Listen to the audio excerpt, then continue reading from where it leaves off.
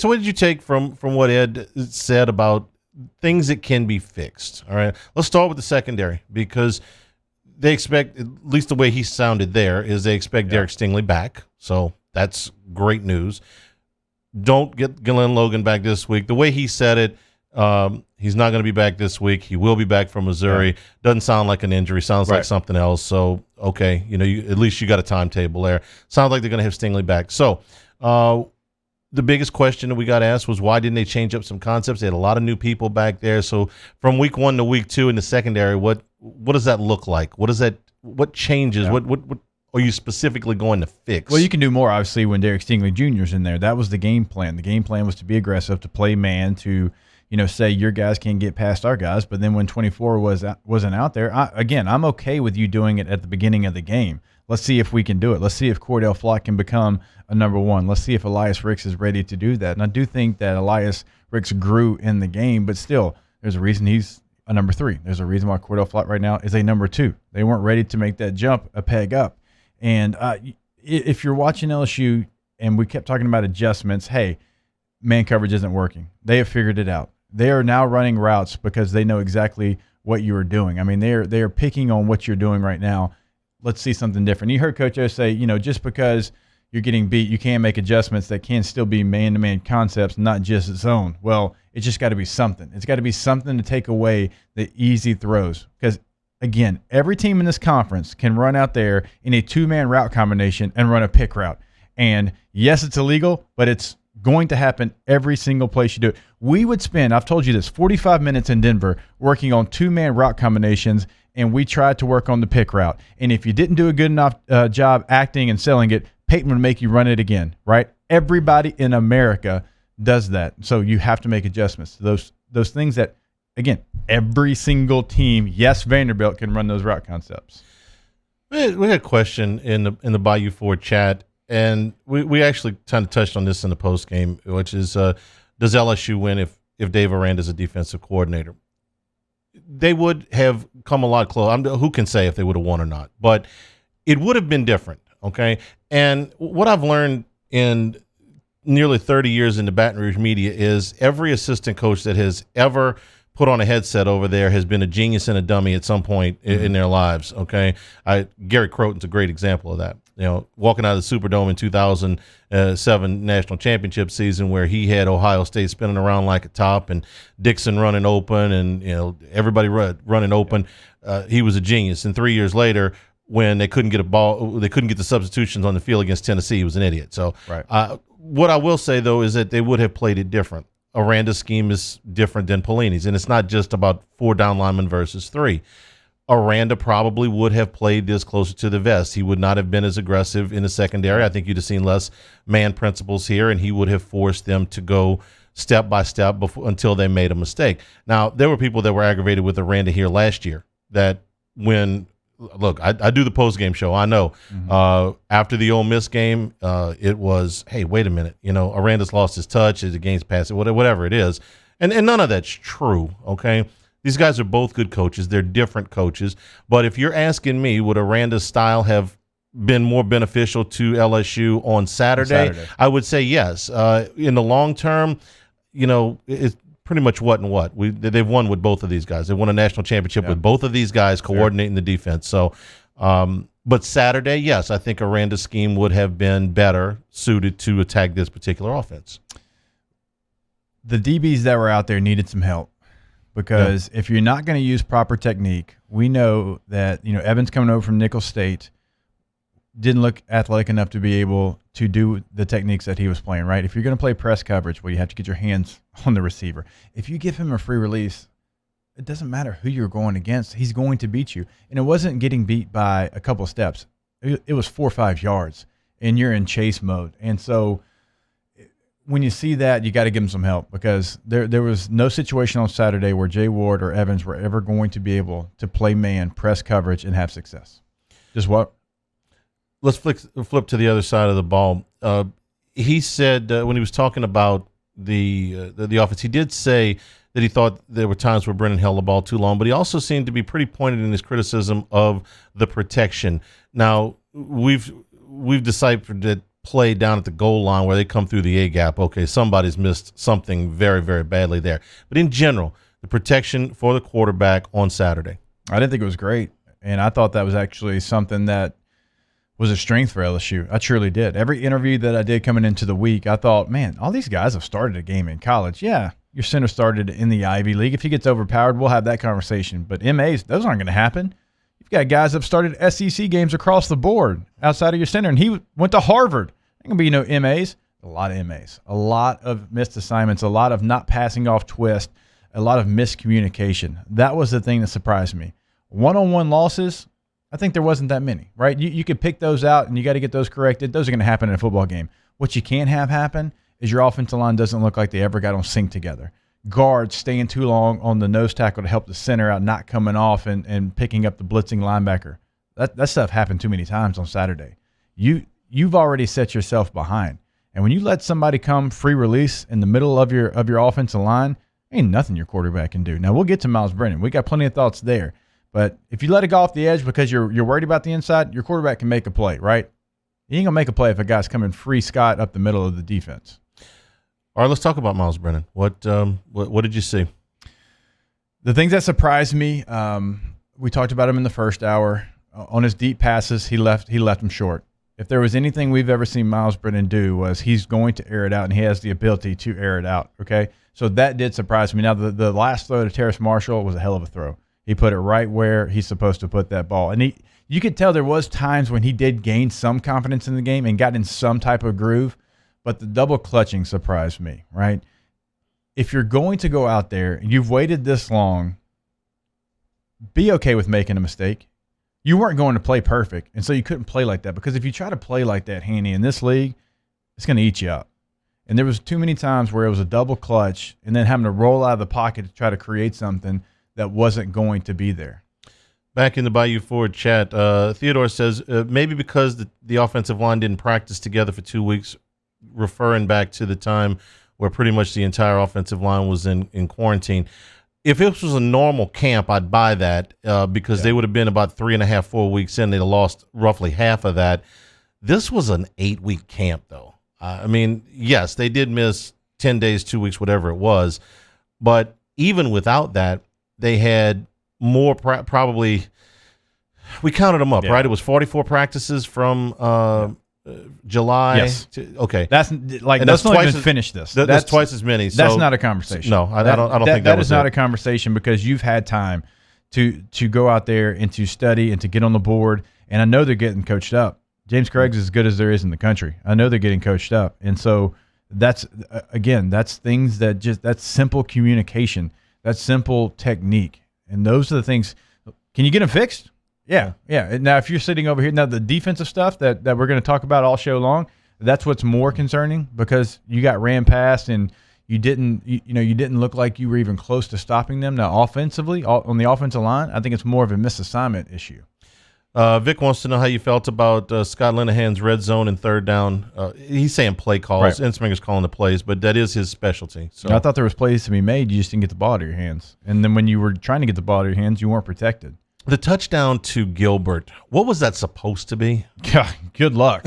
We're in the press box. That play happens, and everybody's looking around like, I don't even know what the concept was. Right, that's what my thing. I'll be honest with you. If I had my best guess, it was a misassignment by the freshman. Okay. Right, because you got two guys in the same area, and Myles just throws up a prayer, and luckily it works. One of the things a lot of people are going to point to on the goal line, getting up there, trying to run the quick zone read to try to score. They did that a ton last year, had success with it.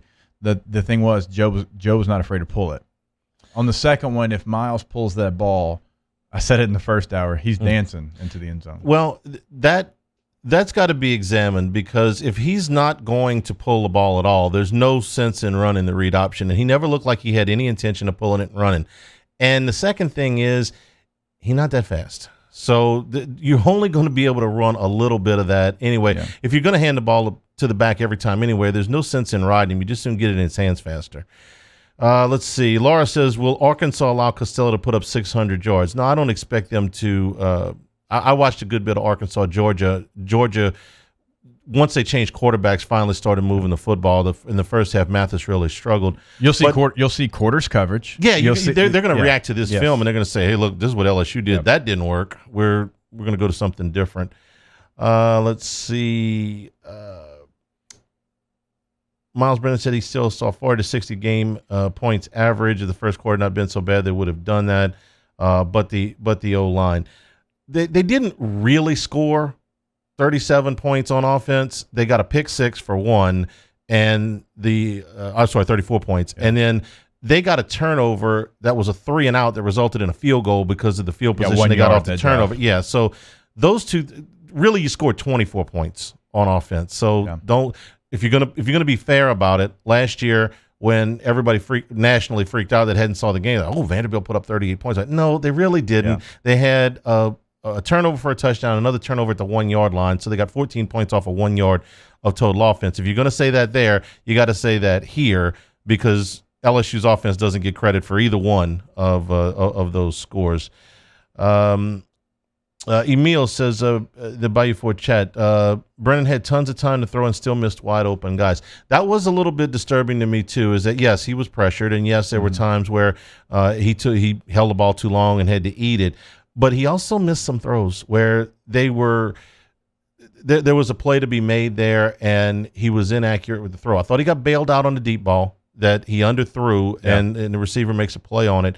But there were other times I'm not as worried about that long term, but yeah, he missed some throws. Oh, without question. I mean, we if you had, to break it down and you had the telestrator out, I mean, you can see, and I could show you the 1, 2, 3 hitch throw, and there's space there. There was one drive where they replaced all the starting receivers and put in the second wave, and it was actually a really nice drive. They drove down the field, and there was, and I circled. I said, I'm going to watch Trey Palmer on this series, and there was times coming out of his break, he was open, and the trigger's just not pulled. Now, some of that was because of the pressure in Myles' face, and he had to roll out. But it's a combination of things. There's without question. There's not a single blame here. There's a lot of blame. Back to the Bayou Ford chat. Steven wants to know what was the philosophy on offense on the last drive.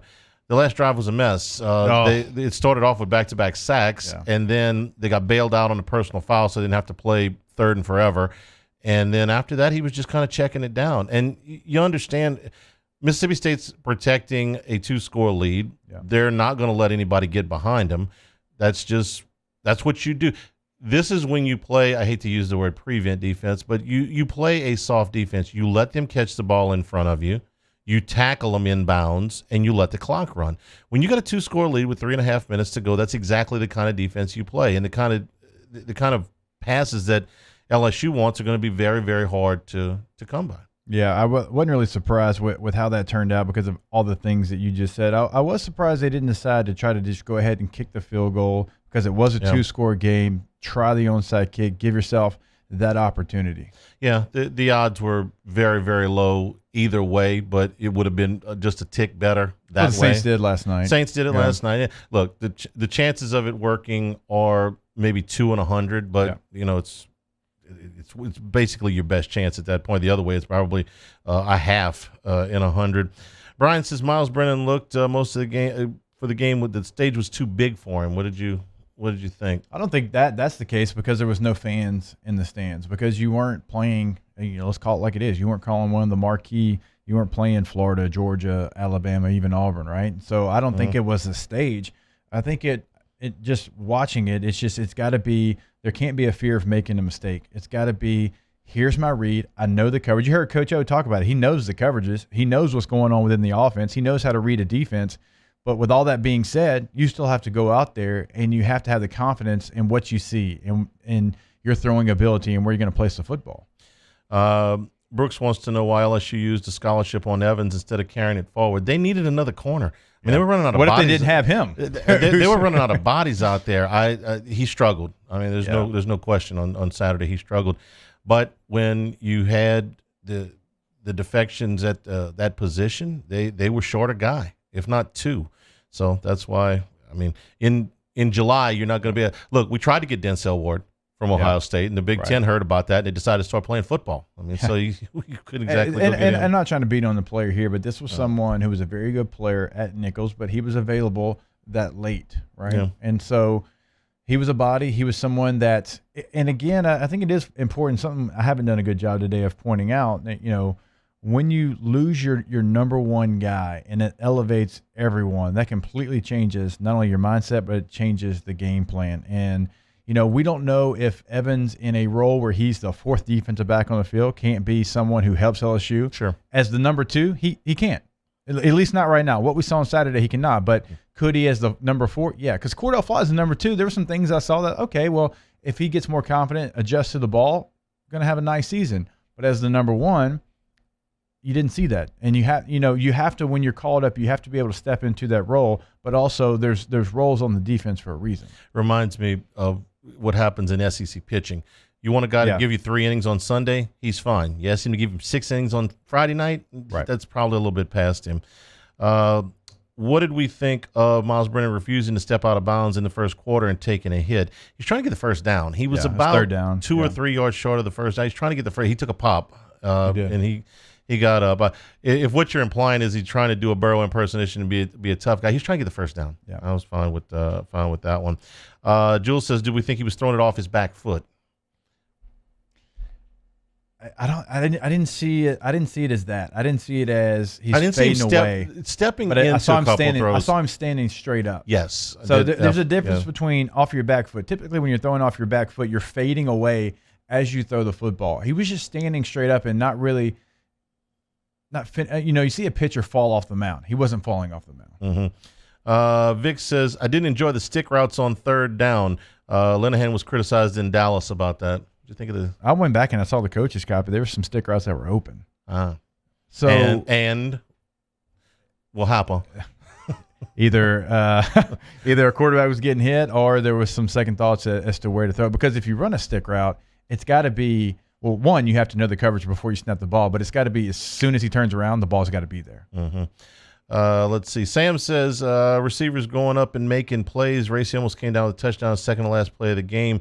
Let Myles just sling it. All right, so let's point out some positives here. Jeray Jenkins was not a name we mentioned, I don't think, one time in the entire lead up to this game. And when I mean the entire lead up to this game, I don't mean last week. I mean the whole last month. And he came up with a very nice game, I thought. I thought he actually, on the field looked faster than a lot of the receivers that were out there for both teams. I thought he had a different gear, and it's really our first chance to see him with a first-team opportunity, and I thought he did play well. Again, if he's led on that one, I think he walks into the end zone. He had the defensive back beat by 3 steps, and I think the receivers as a whole, I think we can sit here. Then there was some drops early, but I thought Terrace Marshall came back, and he was as advertised. I thought Jenkins had a nice game. I thought all the complimentary receivers actually had a pretty nice day. Was I expecting them to try to get the ball to Racy McMath a little more? I was. But, again, there was some trouble getting the ball to any receivers for a bulk of the game. JT said this was in response to his Arkansas going to give up 600 yards, that nobody else is going to give up 350 yards after the catch to Mississippi State. That was a startling statistic that Ogeron had. It's one of those one that I wasn't really thinking about, didn't point out on a post game, didn't have that number available to me right then. But when he said, I was like, oh, yeah. It was easy. It was easy. It wasn't – there's a difference between breaking a tackle and, the defender, you make him look bad. He just slides down you. And what we talked about in the first hour, guys jumping for ankles, right? And it was easy. It wasn't like they did something extraordinary. No superhero antics here. No, it was – you're grabbing for my ankles. I'm going to step through it like I'm taught, and I'm going to continue to run down the field. That is troublesome. Lawrence says, I feel for Myles because whoever came after Joe was ultimately going to feel like a letdown. The reports of his demise have been exaggerated. People calling for Johnson are nuts. Okay, here's the deal with that. I don't think anybody's disappointed. I hope nobody's disappointed from Saturday because you were expecting just to go seamlessly from Brennan to Burrow, from Burrow to Brennan. We talked about that ad nauseum throughout the month. Don't expect him to do that. Some of these things that we're talking about as a straight critique of his play has nothing to do with Burrow. We did, as is normal on the postgame, take questions about the backup quarterback. That's as old as postgame shows themselves, okay? Yeah. From sea to shining sea, anytime there's a problem, you ask for the backup quarterback. So I'm going to say this now, and I'm probably going to have to repeat myself. LSU has an enormous amount of time invested in Myles Brennan, an enormous amount, not just in the 3 years leading up to this one, but from June when they got back until they kicked the ball on Saturday. I don't know how many reps that is, how many thousands of reps that is that they were able to take over 3 months worth of camp. But Myles Brennan took all of the ones with the ones, okay, or just about all of the ones with the ones. So when you've got that kind of investment, man, you don't bail on it, okay? He's still their best option. Now, we're going to continue to critique his play. That's the nature of playing quarterback here. You just got to you got to take all of that. But I don't know that anybody was serious about that. First of all, we don't even really know who the backup quarterback is. Yeah, it could be one of two guys. Right. Oh, still hasn't been asked that. We should go to a press conference. We should ask. We're on air. Right. They did it on purpose. And could we send somebody? Yeah. Where's Hunt? He's not doing anything. We'll send Hunt. Definitely not slinging insurance or bringing us lunch. Do you know what he said today? You know what he had the nerve to say today on Twitter? I saw it. We're at Sammy's doing the show, and we're getting fed good. And he said, "It's going to bring y'all lunch today." Your pants are on fire. Real quick before we take a break, because we're kind of on this point. From what you expected Myles Brennan to be in game one, how far off was that, positive or negative? I thought he was tentative was the word I used. Was that the most surprising thing? Because it was for me. Yes. Because I thought, if anything, there was going to be overthrows. Mm-hmm. I thought, if anything, he'd get the ball out of his hands too fast. Right. And so those two things surprised me. There's when he got in a flow, there was a couple drives we could break down and say, okay, well, this is what it can be. Right? But those two things were the biggest surprise for me. That he was tentative, I expected him to miss some throws and miss some reads. That's just the nature of it. Burrow did that in his first game too. We can go back to that first game. I should really quit talking about that. But I thought that he would be more decisive in what he did because they had repped it over and over again. I mean, those thousands of reps. I mean, we keep referencing this 3-month camp, but man, they were locked down. There was no campus activities to go to. There was no bar to go to. It was just ball, okay? Even the school part of it was online for the most part. I mean, they were just locked into that building for 3 months. So I thought he would be very comfortable with what they asked him to do, and that didn't show out a lot of the times on Saturday.